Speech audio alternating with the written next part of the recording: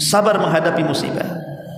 Mungkin dulunya dia pemabuk, dulunya dia perzina, dulunya dia penggibah, dulunya dia suka melakukan kezaliman, preman, betato dan begitu seterusnya. Tapi dia kalau ditimpa musibah oleh Allah Azza wa Jalla, dia sabar, dia ikhlas, dia redha, bahkan terkadang bersyukur. Karena musibah itu bisa merontokkan dosa. Rasul mengatakan, ma yusibul mu'min min wasabin wala nasabin wala hammin wala haznin wala ghammin wala adan hatta syauka yushakuha illa kaffarallahu biha min khataya. Tidaklah seorang mukmin ditimpa musibah, kegalauan, kegundahan, kesedihan, kebingungan, kesetresan, atau mungkin boleh jadi sifatnya adza, penyakit dan yang semacamnya, sampai kepada satu duri yang menusuk di kakinya. Maka kalau dia sabar menghadapinya, maka terkadang itu menjadi penggugur dosa.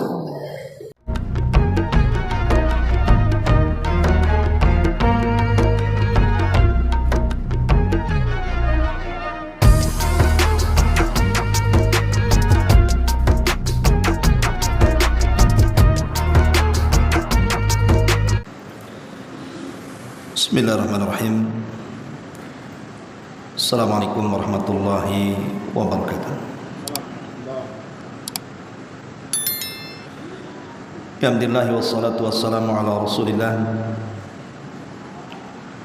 wa ala alihi wa sahbihi wa mawalah wa la hawla wa la quwata illa billahi wa ba'du.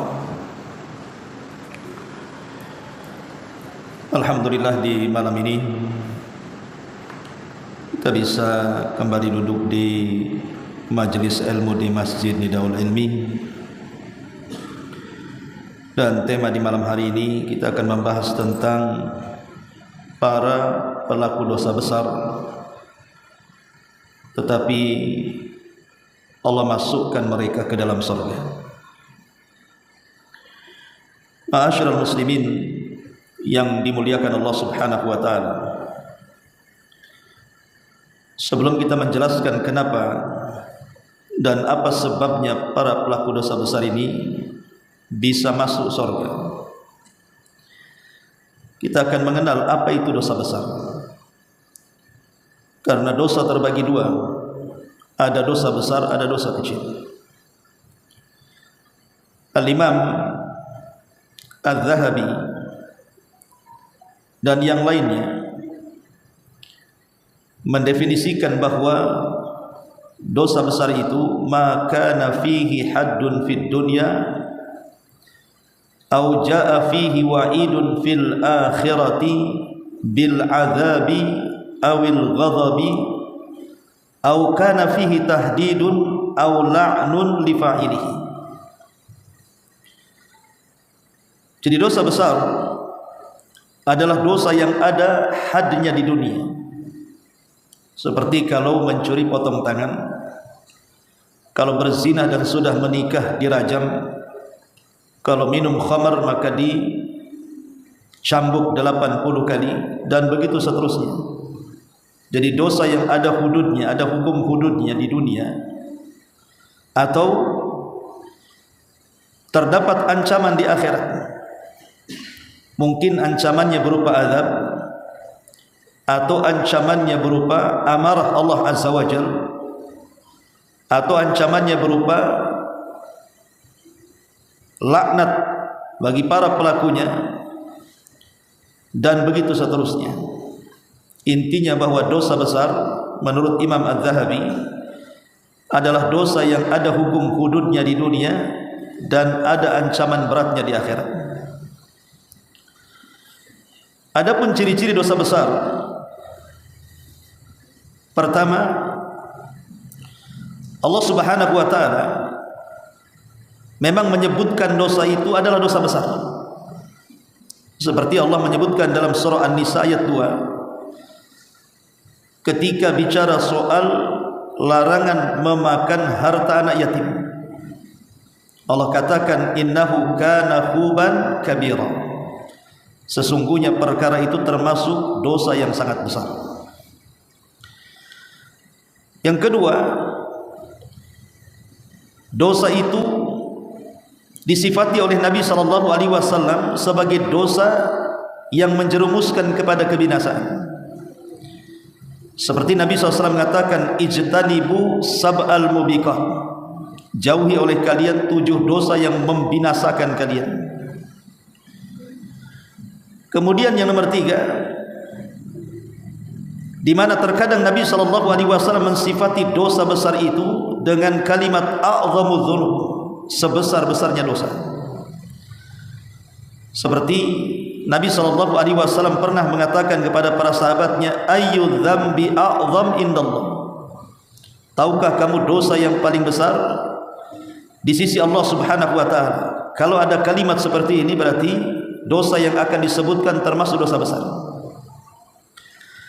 Atau yang keempat, atau Allah Subhanahu wa taala menyebutkan bahwa dosa itu merupakan kezaliman yang sangat besar.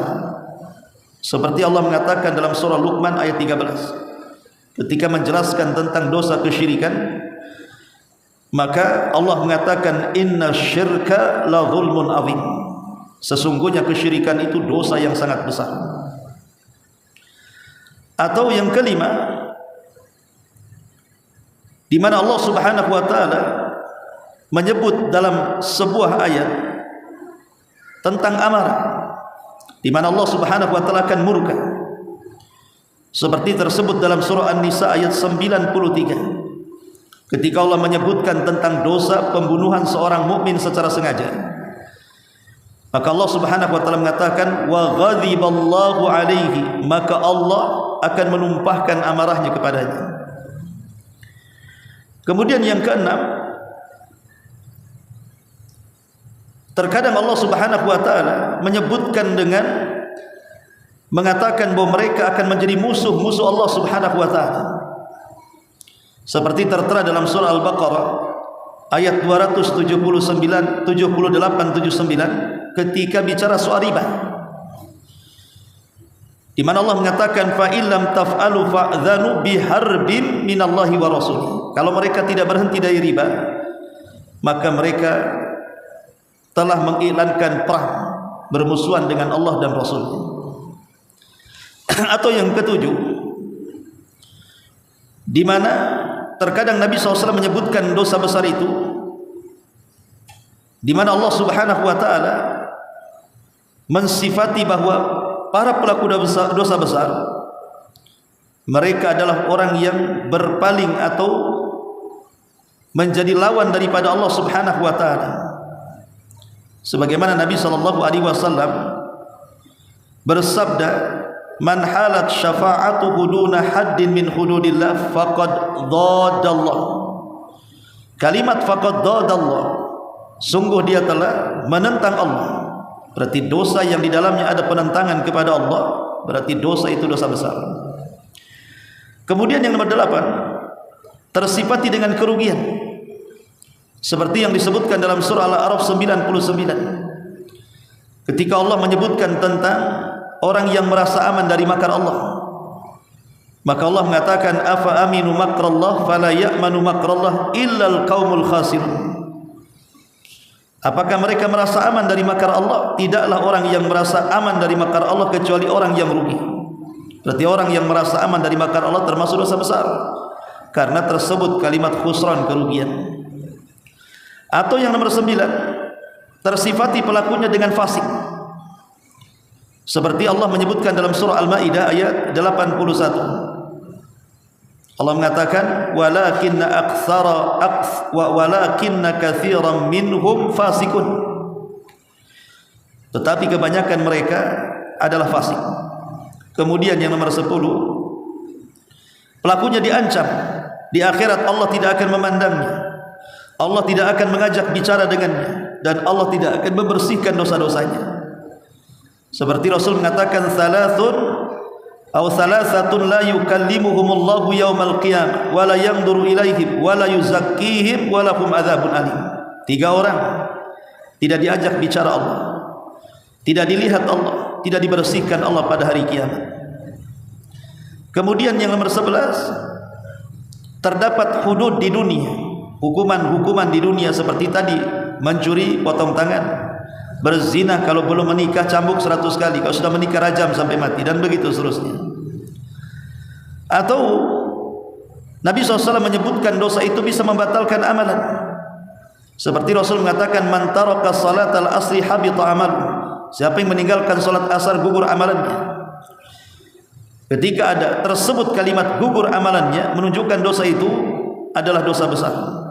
Dan banyak lagi ciri-cirinya yang menunjukkan dosa itu adalah dosa besar.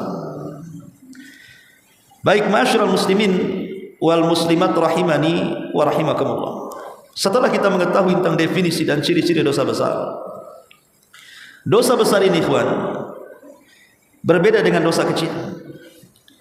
Kalau dosa-dosa kecil itu bisa dihapus dengan amalan-amalan yang biasa kita lakukan sehari-hari. Dan dosa kecil itu definisinya dosa yang tidak sampai ke taraf dosa besar. Dengan kata lain, tidak ada ancaman dunia dan akhirat, tapi itu dosa. Seperti mamanya memandang aurat. Hari-hari antum lihat handphone, lihat YouTube, lihat Facebook, lihat TikTok, kemudian terlihat di situ aurat-aurat wanita, itu kan dosa. Tapi dosa kecil jatuh.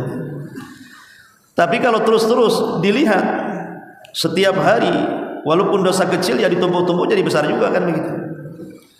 Tetapi dosa-dosa kecil ini bisa ditutupi dengan amalan keseharian, seperti dengan cara seorang menjadi muadzin. Nabi SAW mengatakan, innallaha wa malaikatahu yusalluna ala safil muqaddam wal muadzin yughfar lahu madda sautihi wal muadzin yughfaru lahu madda sautihi. Dan para tukang azan akan diampuni sejauh suaranya didengar. Kalimat diampuni maksudnya dosa-dosa kecil, bukan dosa besar. Atau contohnya yang kedua, isbagul wudu, menyempurnakan wudu. Walaupun umpamanya cuaca sangat dingin sekali, malas pegang air, tapi dia paksakan pegang air kemudian berwudu dengan air.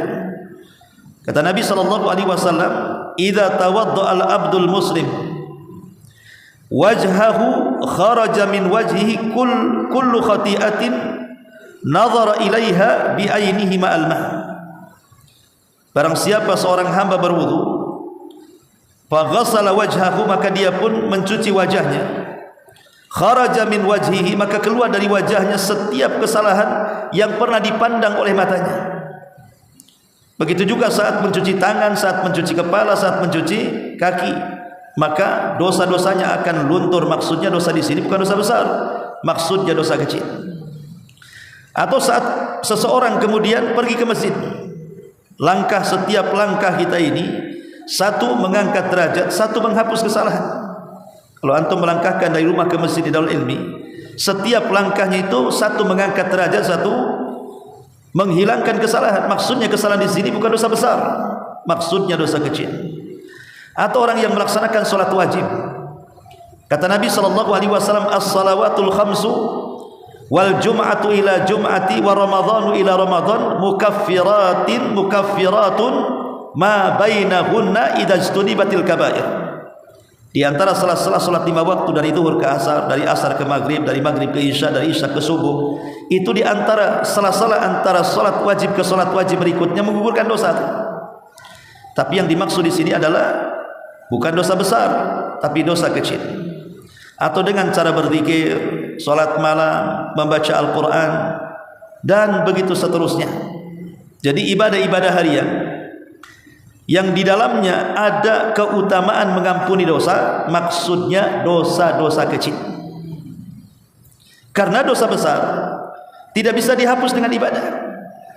Dosa besar itu hanya bisa dihapus dengan taubatan nasuha, dengan tobat yang betul-betul sesuai dengan syarat-syarat yang ditentukan para ulama. Lalu apa syarat-syaratnya? Pertama, al-iqla' anidz dzambi, betul-betul dia berhenti dari dosa. Kalau dulunya dia pezina, berhenti dari zina. Kalau dulunya peminum, berhenti dari minum. Kalau dulunya penjudi, berhenti dari judi. Kalau dulunya penggibah, berhenti dari ghibah. Yang kedua, an-nadam ala ma fat, menyesal terhadap apa yang sudah berlalu dari perbuatan dosanya. Coba kalau dulu saya tidak ahli maksiat tapi ahli ibadah, tentu pahala akan lebih banyak lagi. Kemudian yang ketiga, al-azmu ala adamil audah, berjanji untuk tidak kembali. Berjanji untuk tidak kembali. Artinya kalau seandainya kita ini pemabuk dan sudah hijrah, melihat botol saja, botol mabuk itu kita benci setengah mati. Kalau seandainya dulunya seorang pezina lewat ke, mungkin kita lagi ngantar tamu melewati lokalisasi, maka kita sangat benci dengan tempat itu. Kalau dulunya penjudi, umpamanya kita lewat ke daerah-daerah jackpot, maka kita sangat membenci tempat itu. Jadi dia betul-betul berazam untuk tidak kembali. Dan tentu ada syarat yang keempat, kalau berkaitan dengan hak orang lain seperti mencuri, mengambil hak, maka harus dikembalikan, minta kehalalannya dan kembalikan haknya. Dan yang terakhir, harus disesuaikan dengan waktunya. Karena ada dua waktu tobat itu tidak akan diterima. Pertama ketika nafas di tenggorokan, dan yang kedua ketika matahari terbit dari barat, itu tidak mungkin diterima. Ma'asyiral muslimin yang dimuliakan Allah Subhanahu wa taala, masalahnya kita ini bukan nabi. Kita ini manusia biasa yang tidak lepas daripada dosa dan kemaksiatan. Sebagaimana Rasul mengatakan, kullu bani Adam khatta'un wa khairul khatta'ina tawwabun. Setiap anak Adam itu pasti melakukan kesalahan, pasti melakukan dosa. Karena mau tidak mau, dari kepala sampai kaki setiap hari kita berdosa. Entah kita punya mata memandang sepandang-pandangnya, entah kita punya telinga mendengar sedengar-dengarnya, entah kita punya lisan bicara seomong-omongnya, entah kita punya kaki melangkah selangkah-langkahnya, dan begitu seterusnya. Tanpa disaring mana yang boleh dipandang, mana yang tidak boleh, mana yang boleh didengar, mana yang tidak boleh, mana yang boleh diucapkan, mana yang tidak boleh, tempat mana yang boleh dilangkahkan kaki, mana yang boleh, mana yang tidak boleh. Terkadang kita tidak peduli dengan itu. Makanya setiap hari manusia itu pasti melakukan dosa. Tidak dosa zahir, dosa batin. Dosa yang dilakukan hati, hasad, dengki, kemudian iri hati dan yang semacamnya. Pastilah setiap hari kita melakukan dosa. Dan pasti kita juga terjerumus kepada dosa besar. Kalau dosa kecil sudah jelas kan itu. Dan pasti kita satu hari atau satu waktu kita masuk ke kubangan dosa besar. Mau tidak mau. Karena kita bukan yang maksum seperti Nabi. Nabi itu kan maksum, tidak mungkin melakukan dosa besar. Tapi diperselisihkan apakah terjerumus kepada dosa kecil. Ada yang mengatakan ya, ada yang mengatakan tidak. Tapi mustahil seorang Nabi terjerumus kepada dosa besar, karena dia maksum. Beda dengan kita tidak maksum. Bisa saja bukan hanya dosa besar, sebesar-besarnya dosa saja terkadang kita masuk di dalamnya. Makanya kalau seandainya kita melakukan dosa besar tapi kita ingin masuk surga, bagaimana caranya? Ma'asyiral muslimin yang dimuliakan Allah Azza wa Jalla, ada 10 poin yang disebutkan oleh Syekhul Islam Ibn Taimiyah rahimahullahu taala. Tepatnya disebutkan di dalam kitabnya Majmu'ul Fatawa Ibnu Taimiyah, juz yang ke-7 halaman 487 sampai 501. Apa kata Syekhul Islam Ibn Taimiyah rahimahullahu taala? Menyebutkan 10 poin. Kalau kita tidak lepas dari dosa besar tapi ingin masuk surga, lakukan 10 poin ini. Pertama kata beliau, at-taubah as-sadiqah, bertobat dengan tobat yang jujur. Allah mengatakan, qul ya ibadiyalladzina asrafu ala anfusihim la taqnatu min rahmatillah innallaha yaghfiru dzunuba jami'a innahu huwal ghafurur rahim. Katakan wahai hamba-hambaku yang mereka melampaui batas terhadap diri mereka, artinya terjerumus kepada dosa, mau kecil mau besar, jangan putus asa dari rahmat Allah, karena Allah mengampuni semua dosa, karena Dia zat yang Maha Pengampun lagi Maha Penyayang. Ayat ini memerintahkan kepada kita untuk bertobat dan jangan putus asa, karena ada orang yang kemudian putus asa karena terlampau banyak melakukan maksiat, seolah-olah Allah tidak akan mengabulkan tobatnya. Akhirnya dia tetap berada di atas keputusasaan. Ingat, taubat itu bisa menggugurkan dosa dan bisa menggempur dosa. Yang kedua, istighfar. Kata beliau yang kedua, al-istighfar. Perbanyak istighfar. Karena Nabi SAW mengatakan, laulam tudhnibu la dhahaballahu bikum wa la jaa biqaumin yudhnibuna thumma yastaghfiruna fayughfaru lahum. Kalaulah kalian semua manusia satu dunia tidak ada yang melakukan dosa, anggaplah satu dunia manusia itu tidak ada yang melakukan dosa, pasti kalian akan dibinasakan dan akan diganti oleh kaum yang mereka melakukan dosa. Kemudian mereka pun istighfar meminta ampun kepada Allah dan Allah ampuni dosa-dosa mereka. Jadi seandainya satu dunia tidak ada yang berdosa, maka Allah akan binasakan dan akan dimunculkan kaum yang berdosa supaya mereka istighfar dan Allah ampuni dosa-dosa mereka. Karena innallaha yuhibbut tawwabin wa yuhibbul mutatahhirin. Allah itu suka dengan orang yang bertobat. Dan bagaimana caranya bertobat kalau dia tidak melakukan dosa? Maka yang kedua istighfar. Yang ketiga, al-hasanatul mahiyah, kata beliau. Kebaikan-kebaikan yang bisa menghapuskan keburukan. Satu hari anak muda datang menemui Ibnu Abbas radhiyallahu anhu. Dia mengatakan, wahai Ibnu Abbas, adakah tobat bagi anak muda sepertiku? Kata Ibnu Abbas, emangnya dosa apa yang kau lakukan? Maka anak muda ini mengatakan, ya Ibnu Abbas, aku naksir seorang gadis, kulamar dia, rupanya lamaranku ditolak. Tiba-tiba ada pemuda lain melamar, diterima pula. Sakit hati aku, kubunuh wanita itu biar dia tidak dapat sebagaimana aku pun tidak dapat. Setelah kubunuh gadis itu aku menyesal. Halli minat taubah, apakah aku bisa tobat karena dosa membunuh seorang gadis? Maka Ibnu Abbas radhiyallahu anhu mengatakan, halaka walidi, apakah engkau punya dua orang tua? Apa masih hidup kedua orang tua?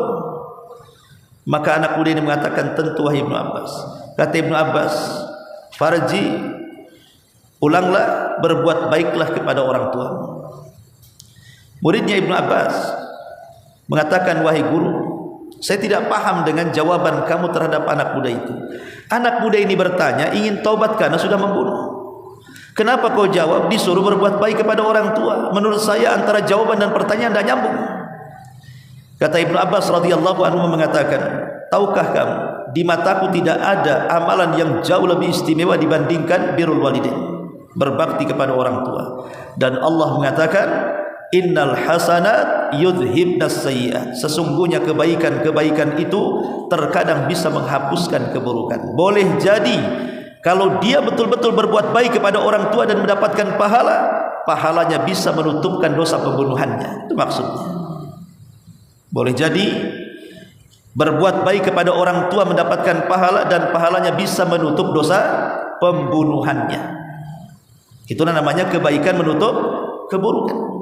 Makanya Rasul mengatakan, wa atbi'is sayyi'atal hasanata tamhuha, ikutilah keburukan dengan kebaikan, niscaya kebaikan itu bisa menghapuskan keburukan. Yang keempat, ad-dafi' lil iqab, maksudnya mencegah adanya iqab. Dengan apa? Doanya orang-orang yang beriman kepada orang-orang yang beriman yang lainnya. Contoh umpamanya dalam salat jenazah, orang yang kita salatkan ini mungkin banyak melakukan dosa besar, tetapi kalau disolatkan 40 orang dan 40 orang itu seluruhnya ahli tauhid, bisa saja 40 orang ahli tauhid yang menyolatkan orang yang banyak melakukan dosa besar bisa menjadi syafaat bagi dia, bisa menjadi syafaat bagi dia sehingga dia terbebas dari dosa-dosa besarnya.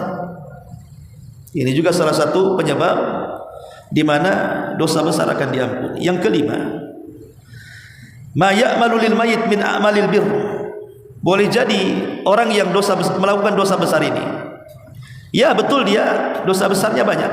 Mungkin dia pernah berzina, mungkin dia pernah judi, mungkin dia pernah mabuk, mungkin di badannya masih banyak tato dan yang semacamnya. Tetapi dia punya amalan rahasia yang tidak ada yang tahu kecuali dengan Allah Subhanahu wa taala. Mungkin dia walaupun pernah melakukan dosa besar tapi di malam hari dia tahajud? Kita tidak tahu.